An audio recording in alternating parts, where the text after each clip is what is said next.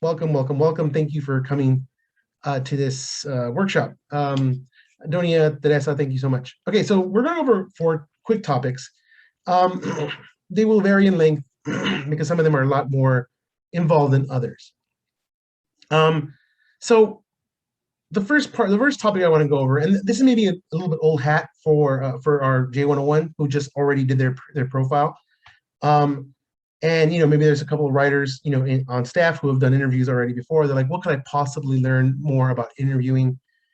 If you know the basics, you're already ahead of the game. So let's do interviews here really quick. The first thing, what's up, Doc? I know it's kind of funny. I wanted to be silly, but this is really great content, I think, for you guys to take in. So obviously, the first thing you want to do before you go into any interview at all is to do some kind of background research on whatever it is that you're going to be talking about or looking into.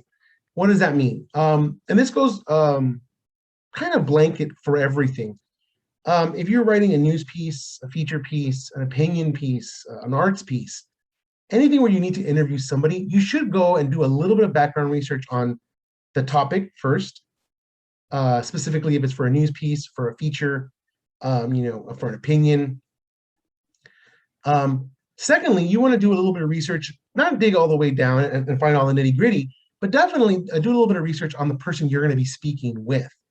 If you're going to talk to somebody and it's the first time you've ever spoken to them and you didn't know that they were a former ELAC president, and you just keep calling them professor, not that that's anything wrong with that. But the fact that they have, and see, I think I did this in the last video too. My dog is barking again. I am so sorry. I don't know why they picked this time to bark. This kind of a little bit of attention to detail can help you with conversation, because a topic that you may be talking about has a different perspective from a professor to an administrator to a president of a school. And that gives you a little bit more information of perspectives when you're speaking to somebody in this specific example. Same goes for anything else that you speak, anyone else you speak to, because if you are having a conversation with, for example, someone that you're doing a profile piece, a fellow student, maybe you are doing a feature on the chair of the business department, for example, who I know is very few people would say, why would you do that? But let's say, for example, you are doing that. It would be good to know a little bit of background on them, but not only that, but you want to do a little background on the department. You would want to do a background on some of his fellow professors, or some on how he got to the point he got. Maybe a former chair of the business of the business department would also be great. So those are things to keep in mind when it comes to interviews. These are just very, very basics. You want to keep on task when you're doing an interview. Make sure that you ask about the things that you need to ask about, the more important factual information. There's nothing wrong with asking for a little bit of background. Let's say you're doing a feature on the addiction studies group or program. You've never heard of the program. You did some research because you read online that it was about addiction studies and that they're helping formerly incarcerated students to get in there. Okay, but that's all I know. I don't know when it started. I don't know who started it. I don't know why. Speaking to the person that you picked for this feature, for this piece, a professor, the chair of the department, maybe a dean, the dean of the department of the department. These are important people, and you can ask them. Yes, have those. They have your P's and Q's and your T's crossed and your I's dotted. Those are very important. But having a little bit of background will definitely influence how you write your article. It'll give it a little more strength. It'll give it a little more a concrete foundation as you're writing.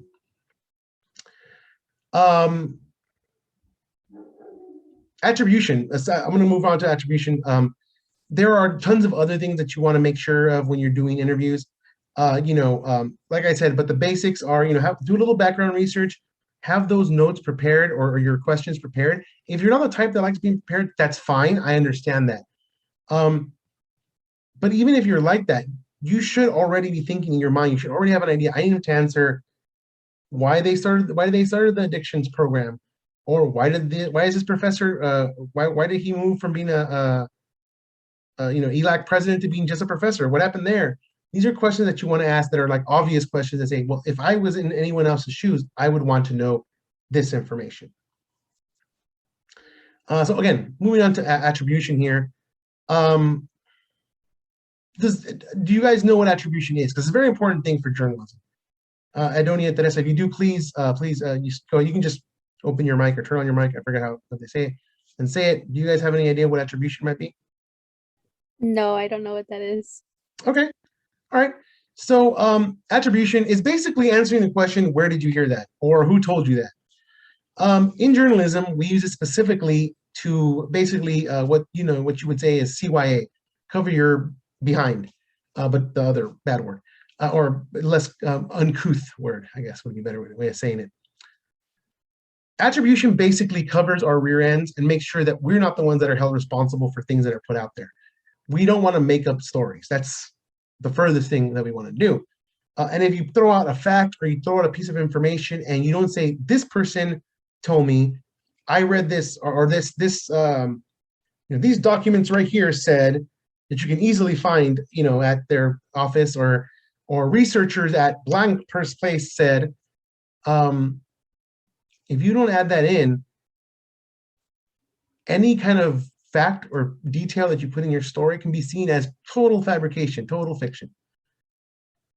The basic idea for attribution is to always find someone that is a credible source, so that when you ask questions, when you go back and you look at what they're talking about, it makes sense and is believable, and is something that people will say, oh, okay, well, he said, Jojo guy or whatever, I don't know, I'm bad with last names.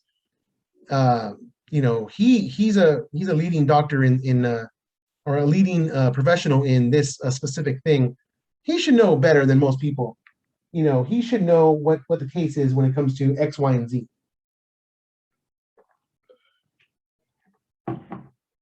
Sorry, just like a lot of talking. So you definitely want to be able to attribute any piece of information to someone else. That doesn't necessarily mean, and please do not take that to mean, that every time you write about something, you have to say, oh, this person said this person said this person said this. The content that they talked about is something that you have knowledge on now. If you say, Dr. So-and-so said this about, said that, bunnies are cute. Bunnies have a lifespan of this, bunnies can do that, bunnies jump up and down.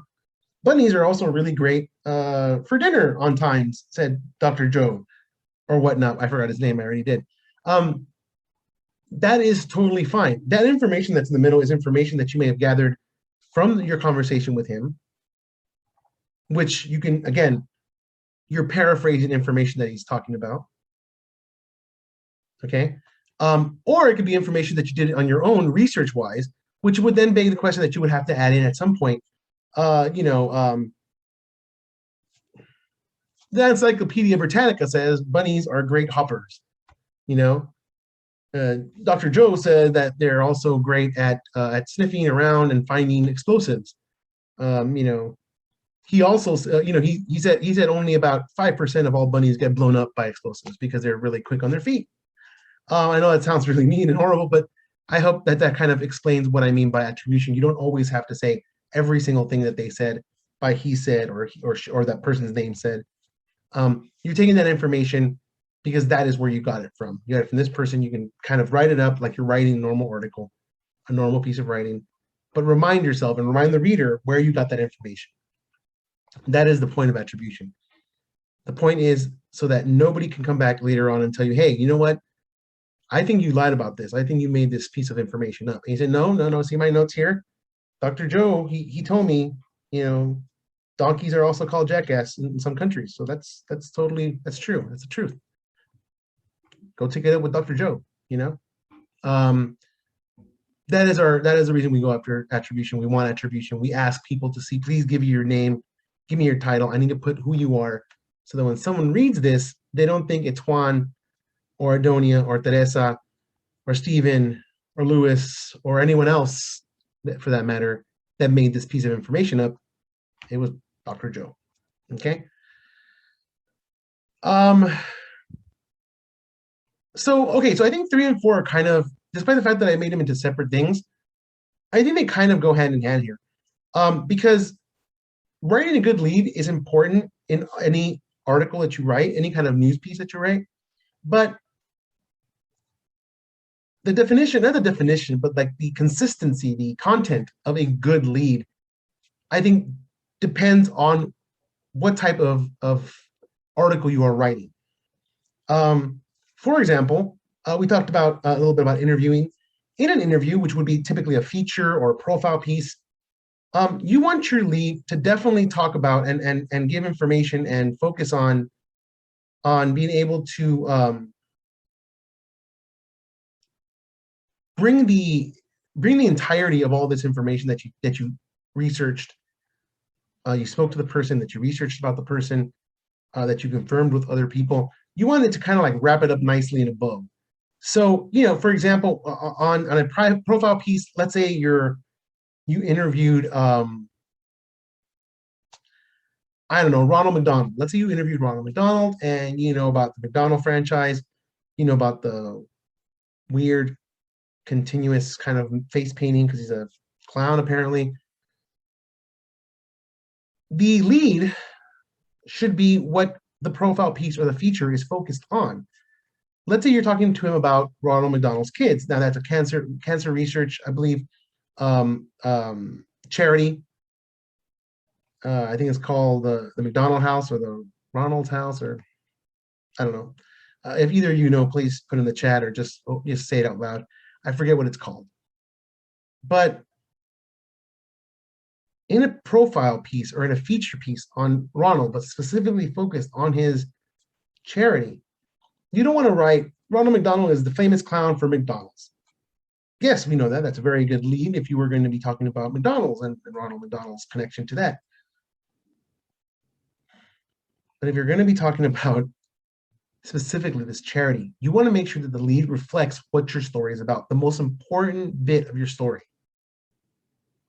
If it's about the charity, but more specifically this piece, you find through interviewing, through chatting with people, you find that they're maybe going bankrupt or maybe that they're going to be closing.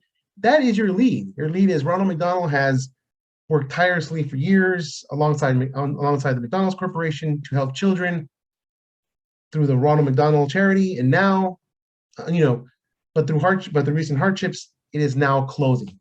That is your lead, because you want to make sure that you remind people, hey, you know what? This is the guy who did it. It's closing. Which is when is the thing happening? It's closing soon. What is happening? It's the charity is going away. All that kind of stuff. Let's see. Thank you, Ronald McDonald House Charities. That's a mouthful. So, again, these are things that you want to make sure that you add into your lead for a profile piece. Now, there is one string that ties every single lead together, and that is the biggest piece of information should be your lead.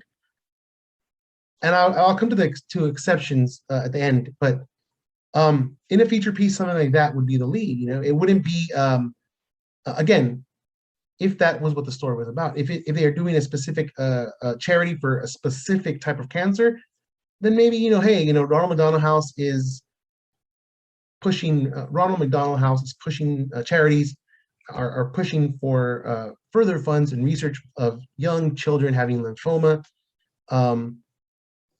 With an increase as of 2021, this becomes important work. That's your lead for that. Maybe because they're specifically doing some kind of charity work for that specific section.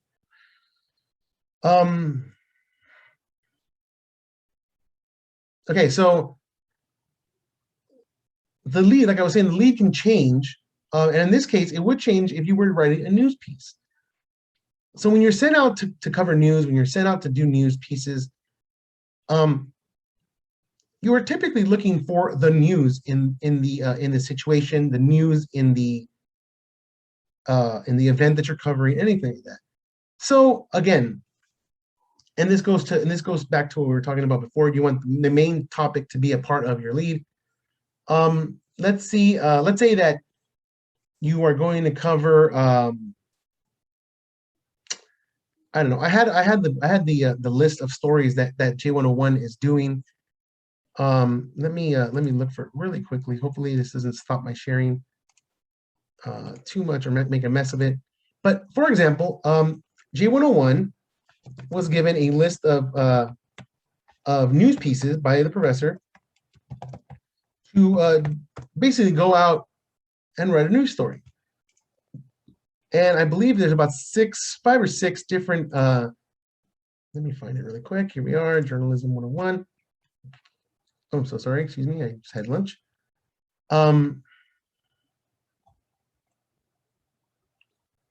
Okay, so there's a couple of different events that she made an offer to the journal to the J101 students.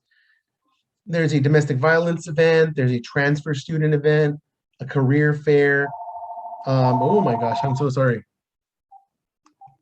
Okay, a career fair, an advisory committee, STI and an HIV prevention meeting, and an annual event. So on these events, through these events, and we're just gonna, and just for example, I'm gonna pick the STI and HIV prevention event. You attend the event, you're there, they talk about all these ways of prevention. They talk about STIs being at an all-time low because people aren't able to get out. They talk about the newest advances for HIV.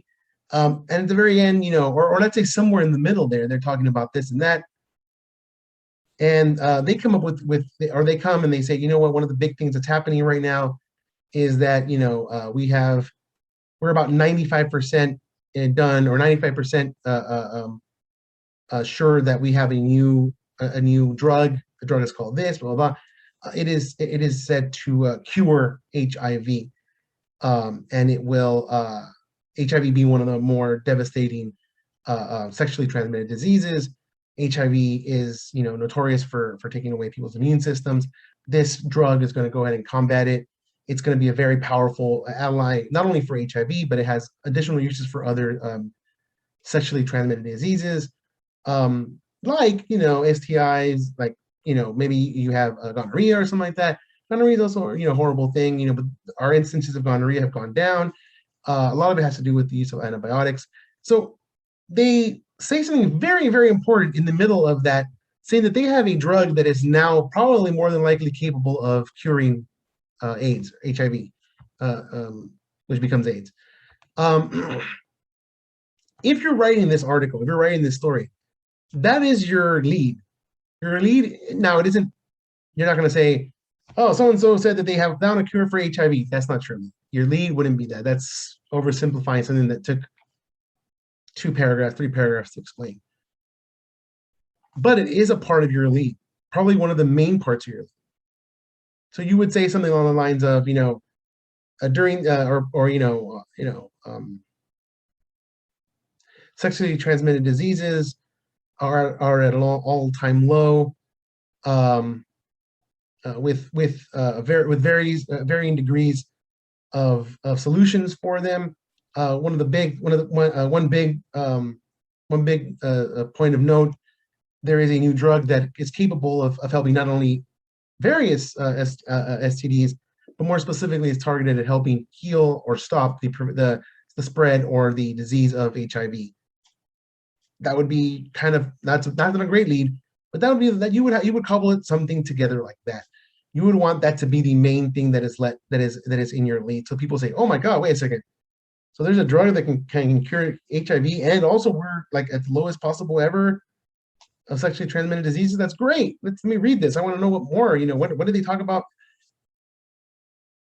From there, that's just the lead. Your news stories, your features, and this is where we go to the next part of this. Everything that comes after your lead should be another building block that supports your lead. If in this example that HIV medicine is going to not only help HIV but other sexually transmitted diseases, that is literally your next paragraph. I don't know. HIV Med 103 is the name of the new disease, the new medicine. It is, you know, blah blah blah. You know, it's supposed to cure HIV in this way. This is how it reacts. This is how it works with other medicines. This is how it attacks other STDs, other STDs like gonorrhea, like this, like this. Then you go into, okay, gonorrhea is also at an all-time low. This other STD is at an all-time low.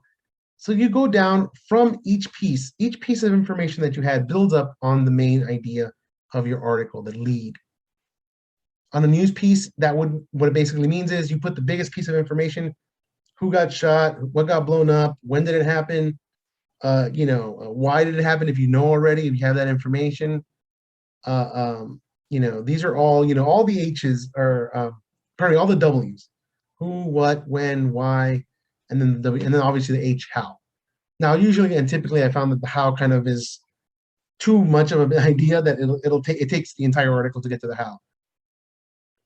But again, the lead should contain a lot of that information right off the bat, especially in a news piece.